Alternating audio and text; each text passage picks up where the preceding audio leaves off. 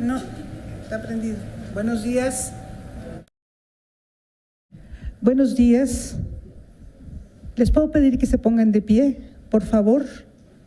Muchas gracias por estar aquí. Bienvenidas y bienvenidos a esta nuestra última jornada de este segundo Congreso Internacional Mejores Prácticas para erradicar la violencia contra las mujeres. Minerva Mirabal, presente. María Teresa Mirabal, presente. Patria Mirabal, presente. Junto con ellas, cada una de las 7 mujeres que son asesinadas por manos feminicidas en nuestro país, con la tolerancia, complicidad o franca ignorancia de nuestras autoridades. Todas ellas presentes. Hoy, 25 de noviembre de 2016, celebramos sus vidas y conmemoramos sus inexplicables asesinatos. Hoy, en este auditorio del Instituto de Investigaciones Jurídicas de la Universidad Nacional Autónoma de México, las mujeres reunidas y los hombres solidarios con esta causa que nos acompañan,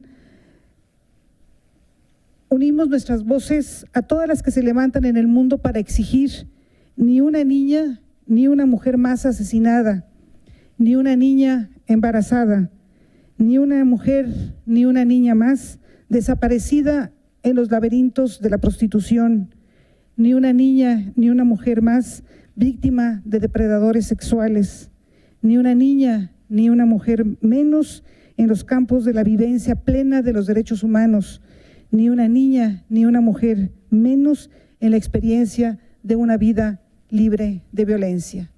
Muchas gracias.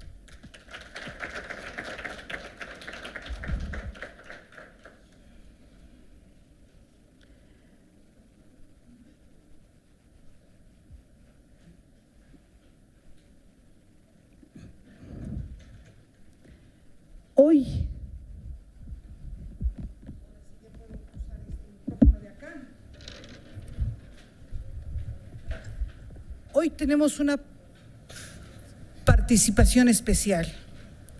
Les presento a Iker 999. Trabaja como youtuber, va en 5º año de primaria y acompaña los trabajos del Núcleo Multidisciplinario por el Derecho de las Mujeres a una Vida Libre de Violencia, Cecilia Lorías Aviñón, desde su fundación. Iker, desde su voz de niño, nos quiere dar un mensaje. Todo tuyo el micrófono. Bueno, pues ya. Pues yo digo que la equidad de género es pues muy importante, ya que con eso hacen que pues lastimen a las mujeres, y eso ya digo que está muy mal. Bueno, no sé si ahora se está mostrando. No, sí se está mostrando aquí. Bueno, los colores, algo muy absurdo es los colores. ¿Qué tiene que ver? Mucho, porque el rosa y el morado según solo es para niñas. Eso no tiene nada de sentido. O sea, es como de que ahorita yo me encanta el morado, como ven aquí tengo mucho morado, y que digan que es para niñas no tiene nada de sentido. Y no hay explicación por qué ese color se eligió que solo es para niñas. O sea, eso no tiene nada de sentido.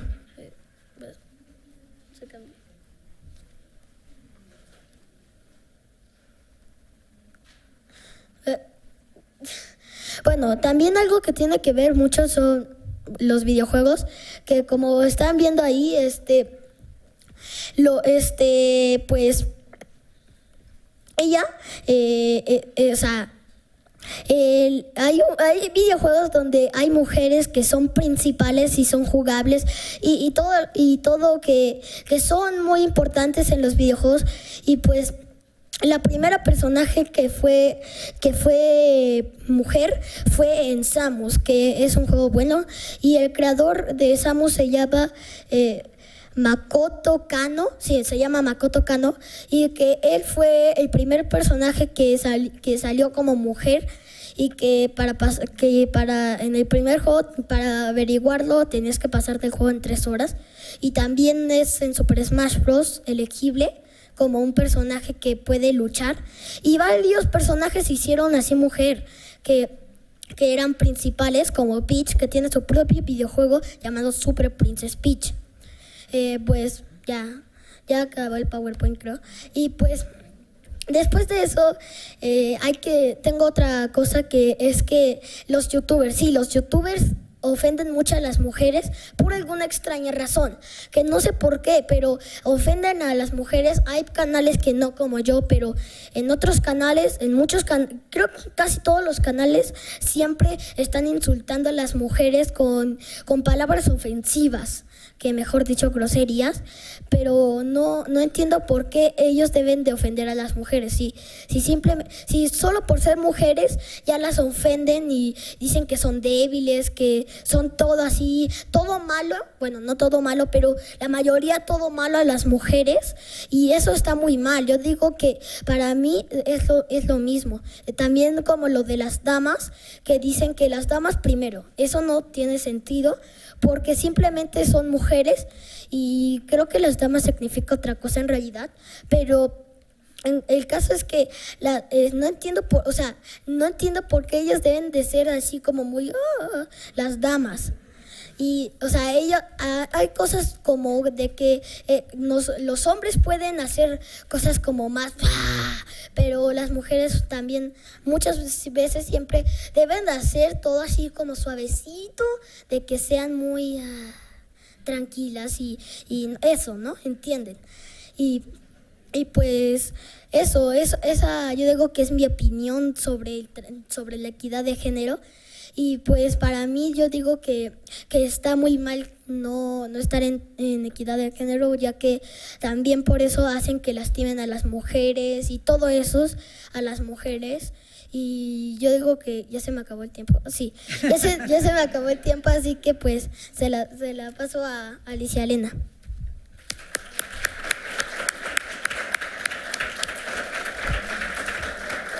Y como a todo ponente en este evento,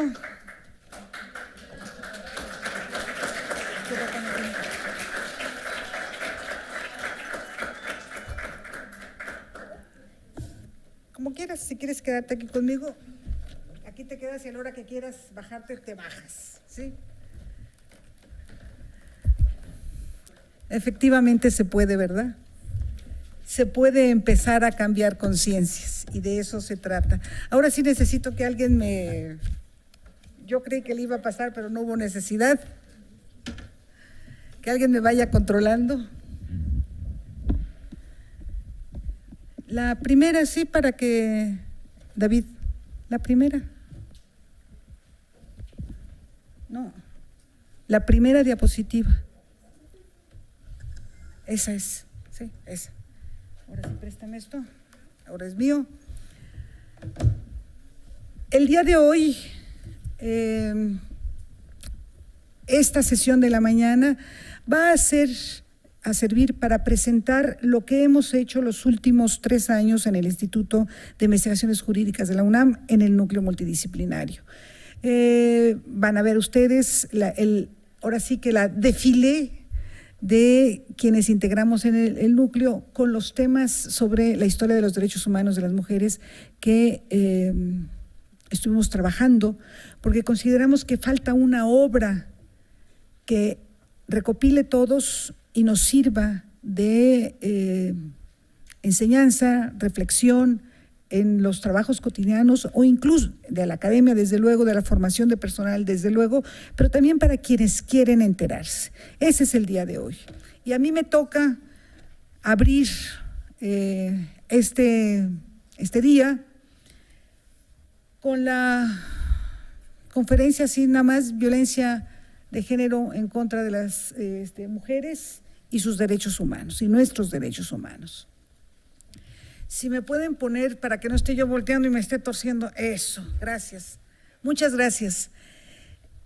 He dicho, y creo que no soy la única que lo dice, de hecho hoy en la mañana, revisando las redes, leí de manera muy rápida un comentario de Alda Facio sobre justamente esto, el cómo la violencia de género en contra de las mujeres está presente en toda la historia de la humanidad, con hondas raíces, profundas raíces culturales que la han naturalizado. Alda Facio dice en su comentario que pareciera que hay una conquista del patriarcado sobre sociedades que eran igualitarias hace milenios y que, como cualquier conquistador, el patriarcado se impuso a esas sociedades igualitarias y arrasó con todo, y desde entonces ha hecho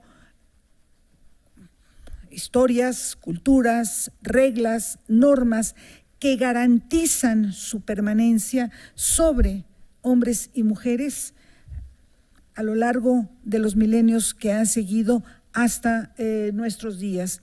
Desde luego, estas hondas raíces culturales no son otra cosa que la discriminación.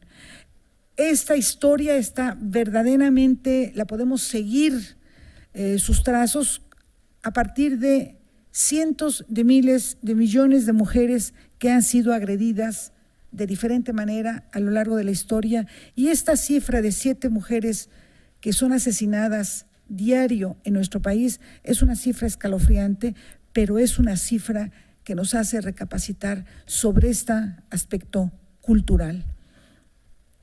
Desde luego, en últimas fechas en la historia de la humanidad, no últimas fechas en la vida de muchas de las personas que están aquí, empezamos primero a nombrar el problema. Y es muy importante que entendamos por qué tuvimos que nombrar el problema.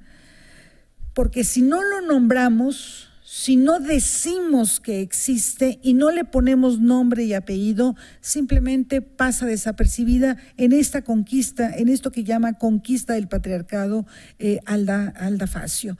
Desde luego, violencia de género lo que hace es definir todas esas manifestaciones de violencia que se cometen en contra de las mujeres solo por ser mujeres. No podemos hacer absolutamente nada para defendernos porque nacimos mujeres, y ese es el meollo del concepto violencia de género en contra de las mujeres. Sus raíces, su construcción y su contexto está justamente en los sistemas sociales patriarcales. Ahí está, y contra eso estamos trabajando. Es importante subrayarlo porque, como vemos, cada vez que se avanza un poco, inmediatamente aparece una muralla enfrente de contraargumentos, algunos de ellos que hasta parecen sensatos, que nos impiden seguir avanzando. Les pongo un ejemplo de corte religioso, en donde últimamente en las redes circulan opiniones de obispos, arzobispos, archiarzobispos, párrocos y simples curas, todos ellos varones desde luego, diciendo que el problema de la violencia social es que las mujeres estamos fuera de nuestras casas y no cuidamos a nuestros hijos. Ahí está otra vez ese argumento. No es más que parte de esto. Hemos avanzado e inmediatamente se para esta muralla patriarcal que nos impide seguir avanzando. Y efectivamente, las mujeres estamos fuera de nuestras casas mayoritariamente en relación a las mujeres que estaban en sus casas en la generación de mi madre, de mi abuela, de mi bisabuela, a quien también conocí. Sí es cierto, numéricamente estamos más afuera, pero estamos más afuera no porque nos guste harto trabajar, sino porque es necesario. Y luego, no es solo necesario para el sostenimiento de nuestra familia, porque ay, pobrecitas de nosotras que estamos teniendo que apoyar al señor marido que no le alcanza para los frijoles. No es eso. Estamos afuera porque es necesario para nuestro propio desarrollo como seres humanos. Nada más. En la casa, cambiando pañales, contando chiles y cortando cebollas, no es precisamente el mejor desarrollo intelectual que pueda tener ninguna persona. Quien lo desea hacer, está bien, pero quien no, estamos en nuestro derecho. Y eso forma parte también de las estructuras que nos revierten nuestros avances. Desde luego, no es un problema interpersonal, es decir, no es solo un problema de el hombre que está junto con una mujer determinada en su casa.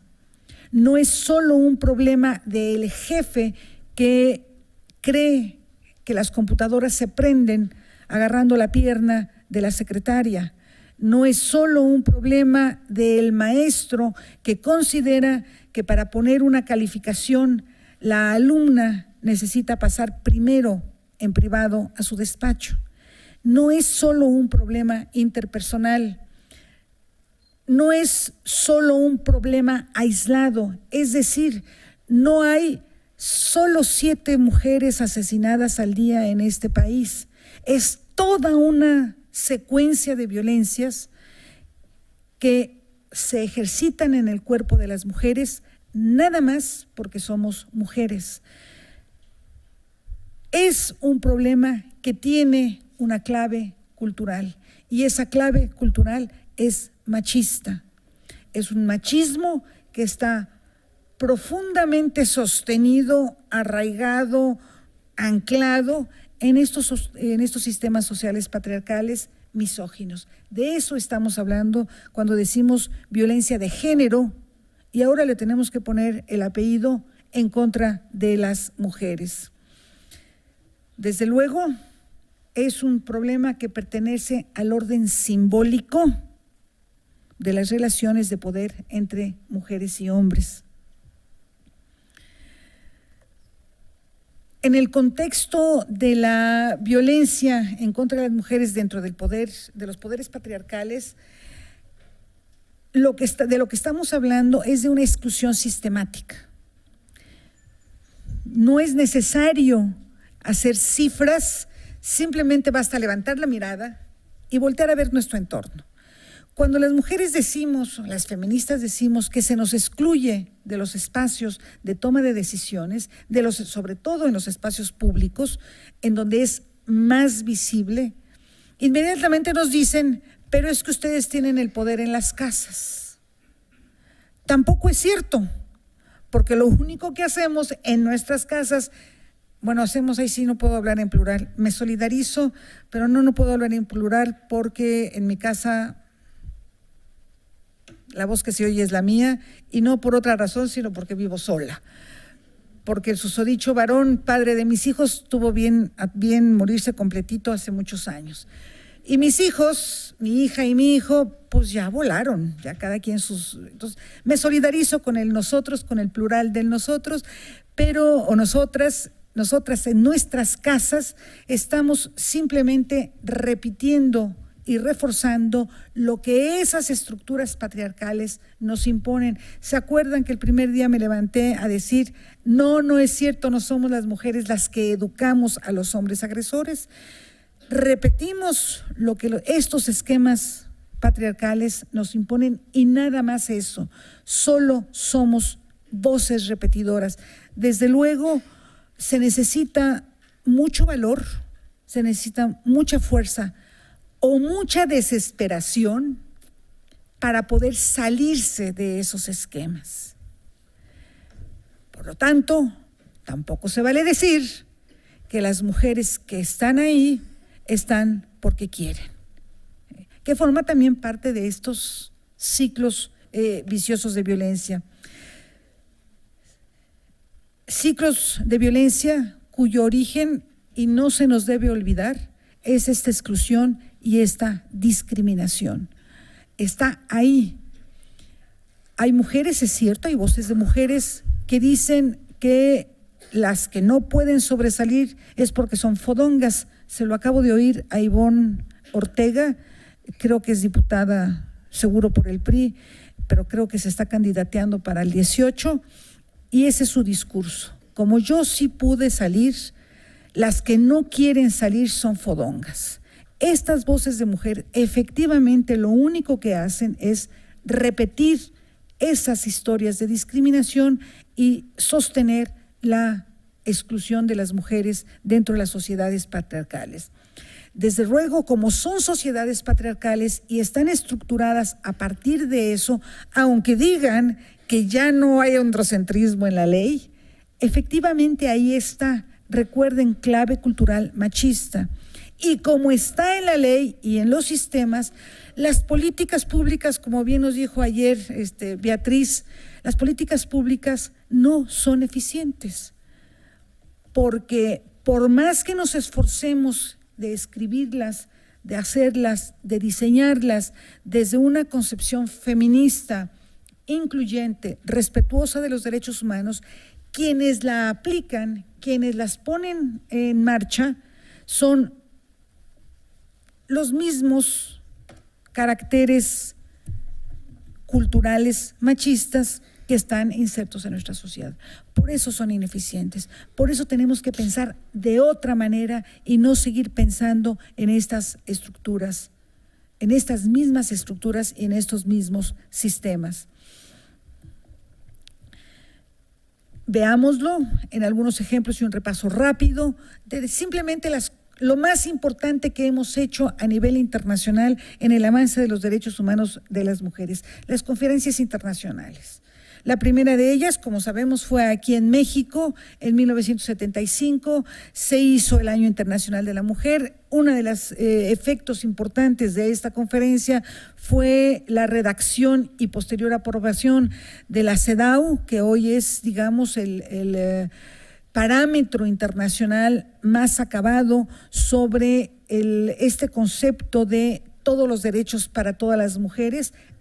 Lo nombramos después, pero ahí ese es el anclaje que tenemos. La primera Conferencia Mundial de la Mujer de 1975. Si ustedes leen la diapositiva, habla entre muchas cosas, de la importancia de la educación.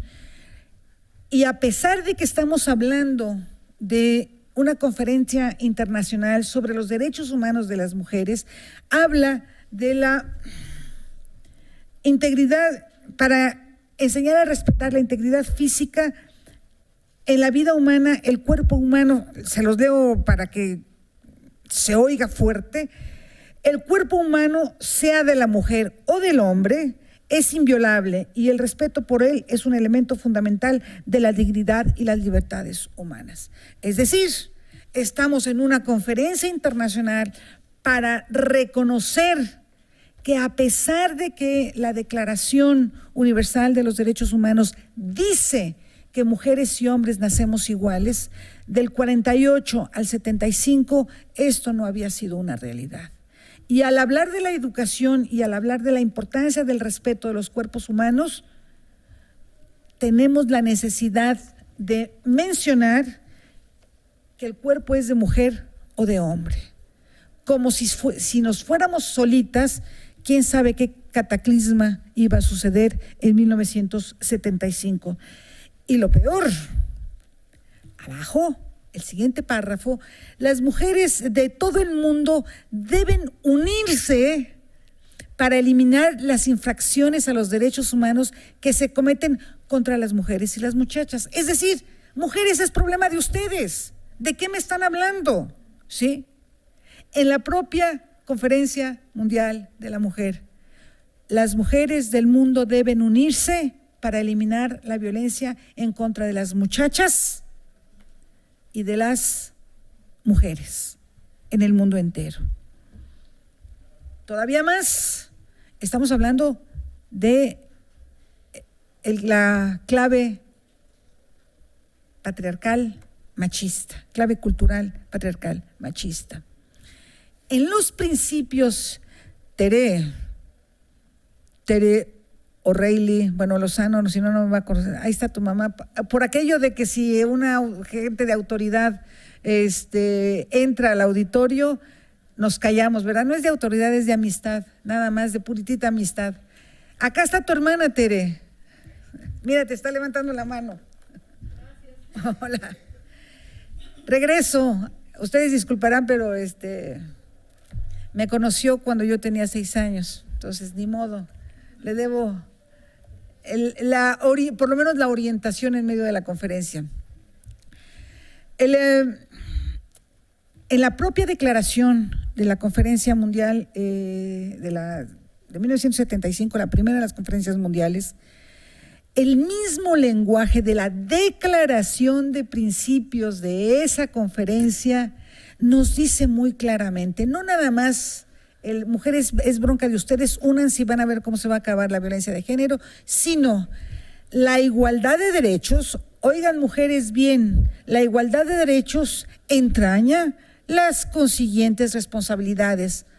Por lo tanto, es un deber de la mujer aprovechar cabalmente las oportunidades que le proporcionan y cumplir sus deberes para con la familia, el país y la comunidad. Bravo por el patriarcado, bravo por el patriarcado. ¿Sí? Es nuestra responsabilidad, no es una responsabilidad de los estados. No son los estados los que tienen que reconocer esa responsabilidad hacia las mujeres con siglos de sometimiento, de violencia. Somos nosotras las mujeres que tenemos, ya que nos lo concedieron, híjoles, tenemos que portarnos responsablemente con ellos, por favor. Y me empiezo. La siguiente conferencia en Copenhague de 1985 declararon una serie de problemas y si ustedes buscan en la lista de problemas básicos, sí, ¿quién sabe dónde está la violencia?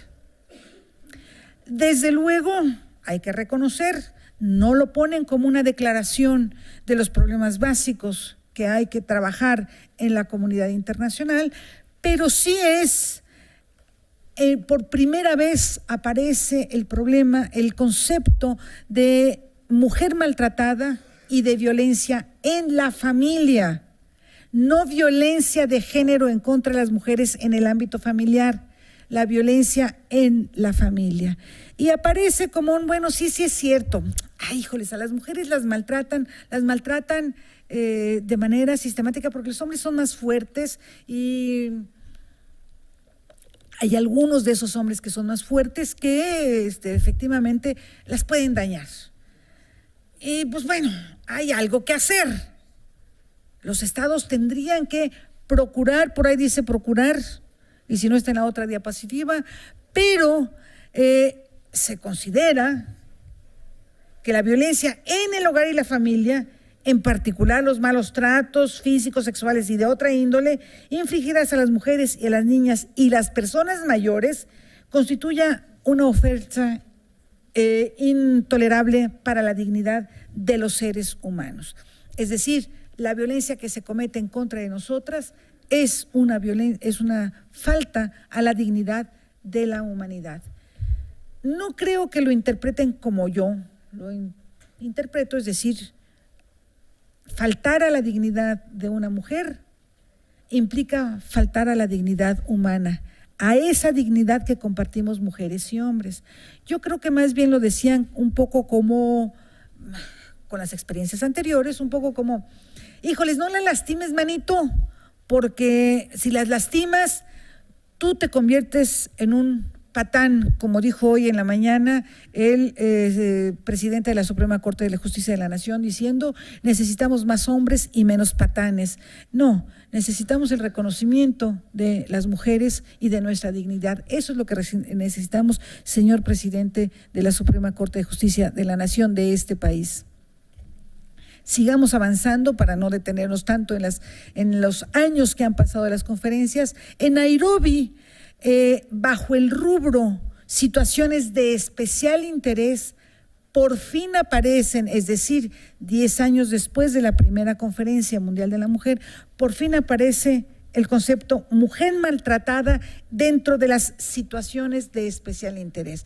Finalmente, después de estar poniendo el tema sobre la mesa, logramos que se considerara como un tema al que se le debería poner atención y hacer algo. Y finalmente se pone también como una situación de especial interés en estas conferencias, las mujeres víctimas de la trata de personas y de la prostitución involuntaria.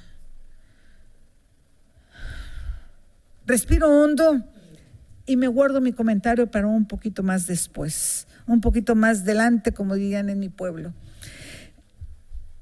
Fíjense cómo el lenguaje es un lenguaje en singular. No es un lenguaje diciendo mujeres. Pareciera que es una mujer, un caso aislado, y que bueno, sí, si hay una mujer que es víctima, tenemos que seguir trabajando. Somos mujeres y las víctimas se cuentan por millones en el mundo entero. Y esta es una conferencia internacional. Desde luego, se reconoció que había un aumento de la violencia sexual. Yo no sé a partir de cuándo empezaron a contar para saber si había aumento o no, porque yo libros de historia que leo, novelas históricas que leo, películas, documentales, esta violencia sexual ha estado presente en toda la historia de la humanidad. De hecho, en el medioevo, lo que cuentan es que las mujeres no podían salir a los caminos públicos porque era como gritarle al mundo: aquí estoy para que me violen. Y esa concepción, ese imaginario se hizo extensivo y hemos hoy, hace algún tiempo pasó el medioevo, creo, ¿verdad?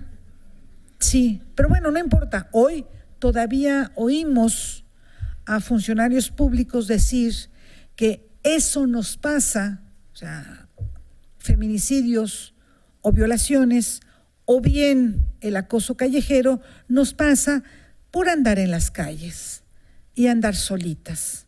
Si estuviéramos en nuestras casas, acompañadas de los hombres que nos protegen, no nos pasaría. Creo que esto no checa con las cifras que también da ONU Mujeres y en general los organismos de Naciones Unidas en relación a que la mayoría de los casos de violencia de género se dan en el interior de las casas y que el lugar más peligroso para las mujeres es justamente sus propios hogares. Aquí es donde está, en esta conferencia, ahí está. Los gobiernos deben tratar, no es los gobiernos están obligados a.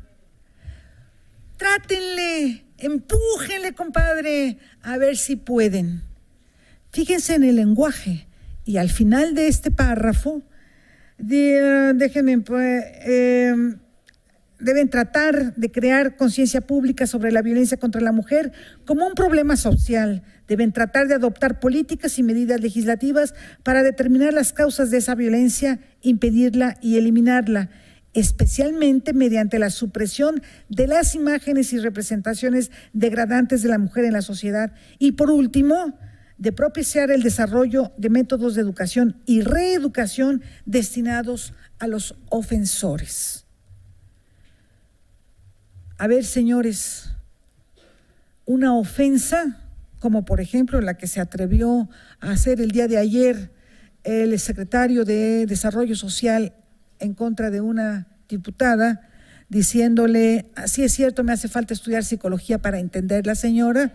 Psiquiatría, sí es cierto, ni siquiera psicología, psiquiatría para entenderla. Eso es una ofensa, Pero no estamos hablando nada más de esas ofensas, de esas me defiendo yo sola.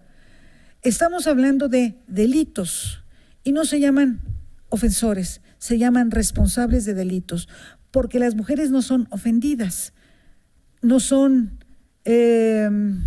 receptoras de la ofensa, son víctimas, y esto lo tenemos que tener muy claro, y con los años lo hemos logrado poner sobre la mesa, pero todavía no se logra entender.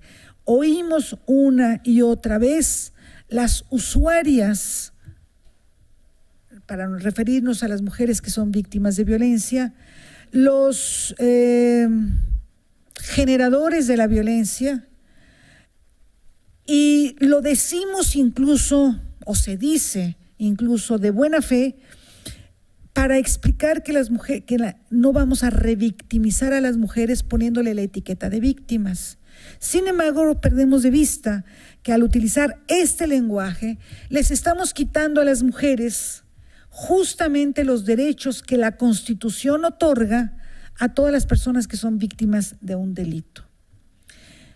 Y no me canso de repetirlo, y lo volveré a repetir el día de hoy, decir usuarias de la violencia de género en contra de las mujeres sería tanto como decir, es que yo fui usuaria de un robo de autos. Me robaron mi carro y por lo tanto soy usuaria de robo de autos. Creo que no suena, ¿verdad? Creo que ahí no nos tenemos ningún problema en decir, ¡pip! Me robó mi carro y yo soy víctima de ese robo de autos. Eso no nos cuesta trabajo, lo otro sí, como social. Desde luego empiezan a aparecer ya políticas públicas en temas más acuciantes, independientemente de que empiezo a poner los ladrillos y demostrar cómo los ladrillos se van construyendo, avanzamos y ahí están los ladrillos para impedirnos el avance. Reconocemos que la prostitución es una forma de esclavitud. La prostitución, insisto, es una forma de esclavitud. Marta Lamas, desde aquí te digo, espero que me escuches en algún momento en las redes, la prostitución no es un trabajo sexual, la prostitución es una esclavitud. Nadie denigra a las mujeres que son víctimas de la prostitución, nadie. Pero sí rechazamos el concepto de trabajo sexual, rechazamos las redes de prostitución, rechazamos la cosificación de los cuerpos de las mujeres y de las niñas en esta prostitución, que no es más que otra cosa que una estructura puesta al servicio del patriarcado, como dijeron sin ningún reparo dos senadores mexicanos. ¿Y nosotros los consumidores qué? Estamos hablando de 85, 95 y estamos en el 2016. Desde luego, se generan y se reconoció en aquel entonces que hay graves y problemas complejos, problemas sociales que se derivan tanto de la violencia como de la explotación, como de la prostitución en contra de las mujeres, y que los esfuerzos que se están haciendo no son suficientes. Tenemos que, en aquel entonces se decía, tenemos que continuar trabajando en ellos. Beijing, 1995. Y quiero decirles, ni modo se me ven las canas y las arrugas también. ¿Sí? Yo estuve presente en Beijing 1995. Yo estuve levantando la mano y en las reuniones en que se generó la plataforma de acción de Beijing. Y les puedo decir que fue muy difícil alcanzar esa plataforma que se ha defendido de 1995 a la fecha con todo lo que tenemos. No se ha abierto una conferencia más, justo porque cada vez que se quiere abrir una conferencia más, hay todo un sistema patriarcal que quiere poner en duda y revisar lo que se alcanzó en aquel entonces. ¿Qué avances tuvimos? Brevemente, la consolidación de los conceptos de género, teoría de género y perspectiva de género. La definición de estrategias integrales para trabajar contra la violencia hacia las mujeres en diferentes áreas, en todas las áreas de la vida pública y de la vida privada, incluyendo la participación de todas las instancias gubernamentales en los niveles como países como el nuestro, que tenemos municipal, estatal y federal, pero también a nivel regional y nivel internacional. Eso se avanzó en políticas públicas, y si ustedes revisan la plataforma de acción, efectivamente es un programa político que, si hubiéramos simplemente puesto en marcha el 10% de lo que ahí se señaló, otro cantar estaríamos entonando el día de hoy. Por eso no lo hemos podido abrir. Los gobiernos se comprometieron, como ustedes pueden ver en la pantalla, a prevenir y eliminar todas las formas de violencia en contra de las mujeres. Los gobiernos se comprometieron a garantizar, ya no es a tratar, es a garantizar a todas las mujeres y a todas las niñas todos los derechos humanos, incluidos los derechos humanos relativos y que tanto trabajo nos costó sobre la reproducción, sobre nuestros cuerpos, sobre la sexualidad, sobre el trabajo, sobre la participación en las tomas de decisiones, tanto en lo privado como en lo público. Recuerdo las larguísimas sesiones durante los 15 días que duró, 10 días hábiles que duró los trabajos de la comisión, en donde sistemáticamente seguían con corchetes párrafos enteros. ¿Qué quiere decir corchete? Quiere decir que las entidades, los estados o las personas representantes de los estados siguen revisando ese párrafo concreto para irle añadiendo o quitando cosas según los acuerdos que se tengan en el ámbito internacional. Y 4 temas estuvieron muy peleados. Uno de ellos, el derecho a la propiedad y a la tierra. ¿Okay? Curiosamente, yo creí que ya lo habíamos superado y era uno de los que estaba sistemáticamente con corchetes. Me parecía que era una cuestión de simple redacción. No. Había países, entre ellos Inglaterra, que decían que eso no podía quedar en un derecho internacional, que tenía que ser una cuestión de resolución interna o de legislación interna de los países. El derecho a la propiedad y a la tierra. Otro de los derechos, otro de lo que estaba sistemáticamente con corchetes, era todo lo relacionado con los derechos sexuales y reproductivos. Incluso a la fecha no tenemos una norma jurídica que diga qué significan derechos sexuales y reproductivos. Los seguimos construyendo, independientemente de que hay personas que dicen que eso ya está acabado, que para qué los necesitamos, y ya el artículo 4 constitucional nos da libertad de decidir si queremos o no queremos tener hijos y el espaciamiento entre ellos. Pero en realidad no hay una norma que nos defina qué significa derechos sexuales y reproductivos.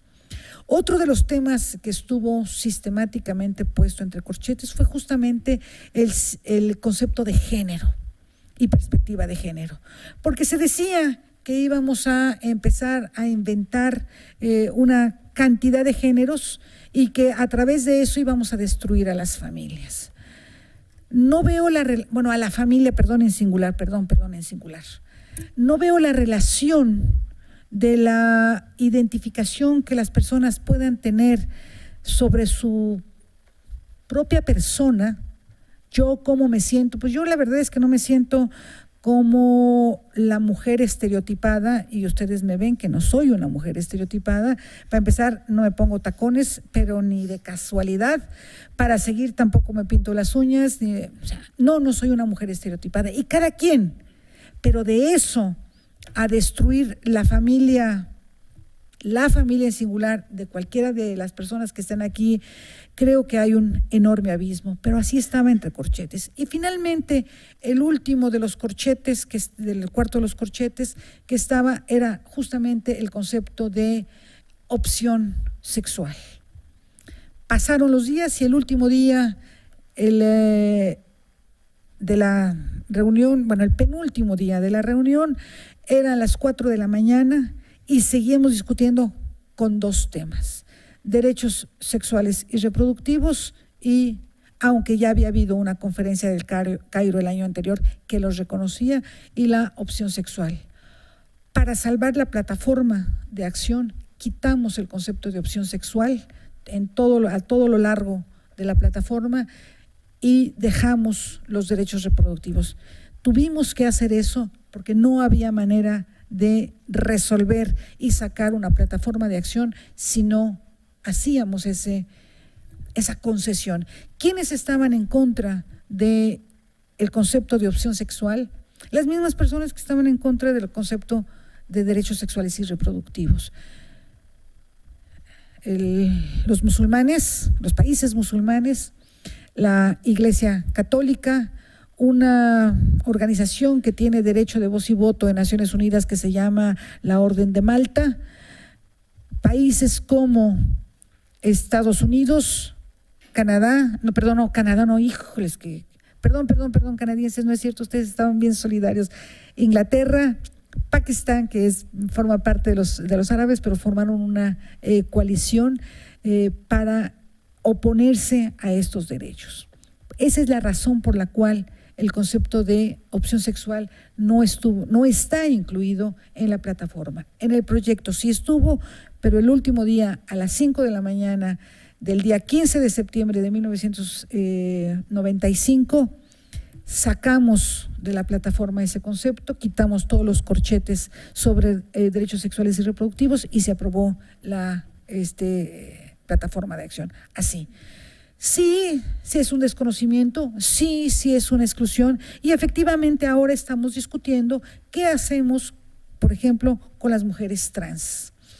Es un gran tema y como yo les decía ayer, yo reconozco que les hice otro ejemplo, pero ahora les voy a dar otro. Reconozco que soy oncóloga, pero soy oncóloga especialista en cáncer de huesos. No entiendo nada de cáncer de próstata. Entonces, por favor, espero que haya especialistas en la violencia en contra de las mujeres trans o de las personas trans, para que vayamos confluyendo en un mundo de igualdades que no pudimos lograr en Beijing 1995.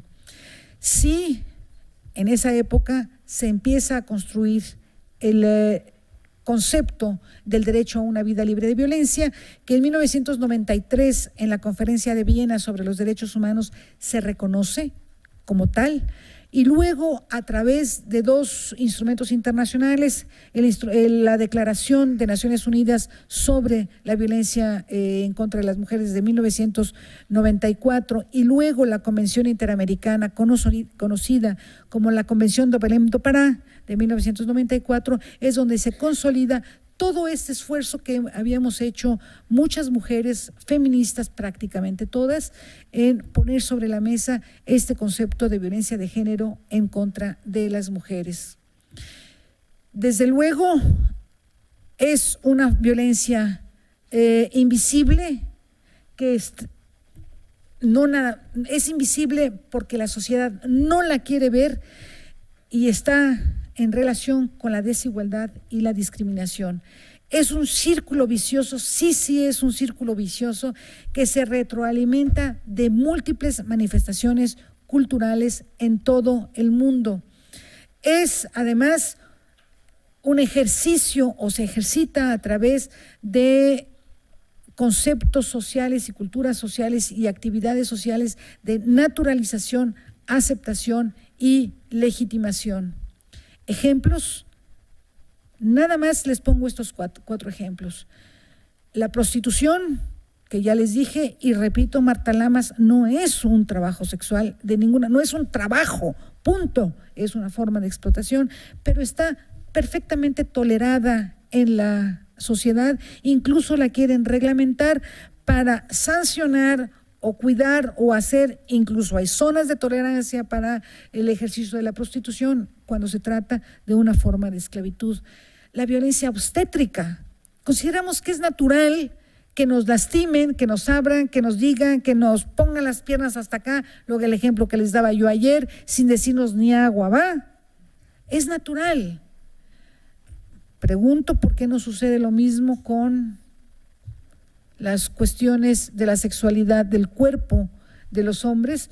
Ya inventaron una manera de detectar el cáncer de próstata sin tener que ser el tacto rectal. ¿Por qué a nosotras no nos inventan algo que no sea, para el cáncer de mama, que no sea tan doloroso como el apachurrarnos la chichi en ese aparato que yo no sé qué haga, pero de que duele, ¿sí? La violación en el matrimonio sigue siendo una constante y cientos de miles de mujeres en la humanidad la toleran porque les dicen y les han dicho o nos han dicho que es nuestro deber conyugal. Y el feminicidio. El feminicidio pareciera ser tolerado porque además se etiqueta y se denigra a la mujer que es víctima, y toda la investigación que hay en las redes se vuelca sobre la víctima y se nos olvida el agresor. Despanzurramos la vida de esa mujer que fue víctima desde la imagen de su cuerpo donde fue tirado hasta lo más íntimo de su historia de vida. Está en las redes, pero el agresor, ¿quién sabe? El caso de los porquis, en el ejemplo de las violaciones, forma parte de estas ejemplificaciones de lo que hace la sociedad con ello. Adiós.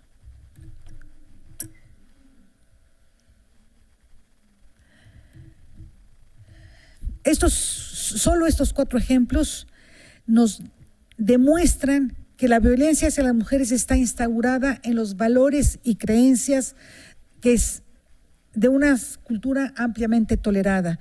Se rige por relaciones desiguales de poder, y la mayor desigualdad que existe entre hombres y mujeres, y a mayor desigualdad hay mayor violencia, y por eso en sociedades en donde las desigualdades, como es la mexicana, existen, hay aparentemente mayor violencia, independientemente de que, insisto, tiene una clave cultural machista y está presente. Y los últimos minutos que tengo, esta gráfica, vimos una parte, nos presentaron una parte el primer día, están las 2 partes, la tasa nacional y el total de las defunciones con presunción de homicidio de mujeres desde el 85 hasta el 2014. Si ven, hay un pico inferior que nunca se ha vuelto a repetir. Luego se dispara, se detiene y vuelve a bajar. Clave cultural creo que es el secreto. ¿Qué sucedió? Y es una hipótesis que estoy planteando y ahora planteo en este Congreso. ¿Qué sucedió en 2006 y 2007 cuando vemos que baja esta tasa? Hubo un esfuerzo nacional para hablar el mismo idioma y trabajar en el mismo sentido. En ese entonces había una fiscalía en la PGR que después fue muy criticada porque se dedicaba a dar cursos en vez de a perseguir feminicidas, pero ahí está la prueba de que estaba funcionando. Desaparecen, transforman esa fiscalía, cambia de gobierno y se disparan los feminicidios. Y si ustedes ven, aquí vuelve a pararse y volvemos a ver 2011, 2012. ¿Qué estaba sucediendo en 2011, 2012? Que volvimos a parar estábamos otra vez haciendo un esfuerzo nacional para hablar en un solo idioma, en un solo lenguaje y trabajar en un mismo sentido.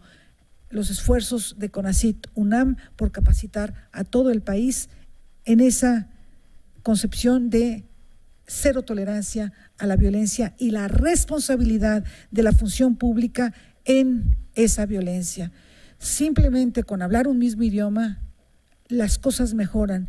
¿Por qué no seguimos?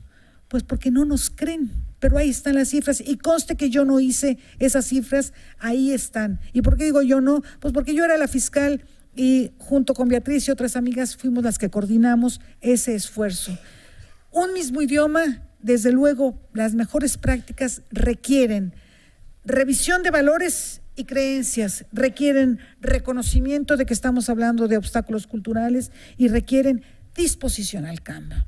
Mientras los patriarcas que se benefician de estas estructuras sociales no estén dispuestos al cambio, el bla bla no sirve de nada. ¿Hacia dónde este cambio?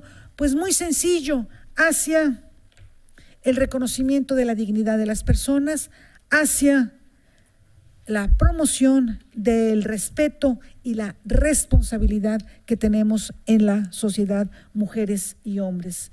Dignidad, igualdad, no discriminación, responsabilidad, libertad, que son nada más los principios éticos de los derechos humanos. Ese es el sentido, eso es lo que estuvimos haciendo 2006, 2007 y después 2010, 11, 12 en todo el país y funcionó. Considero que debemos seguirlo haciendo porque mientras con estos principios, la mirada sobre la otredad, la transparencia en la mirada, el reconocimiento del yo, tú, él, ella, nosotras, ustedes, a través de aquello que nos identifica, efectivamente, ¿qué es aquello que nos identifica? La dignidad, facilita el tránsito hacia la erradicación de la violencia de género en contra de las mujeres. Estamos hablando de dignidad, nada más de eso. Muchas gracias.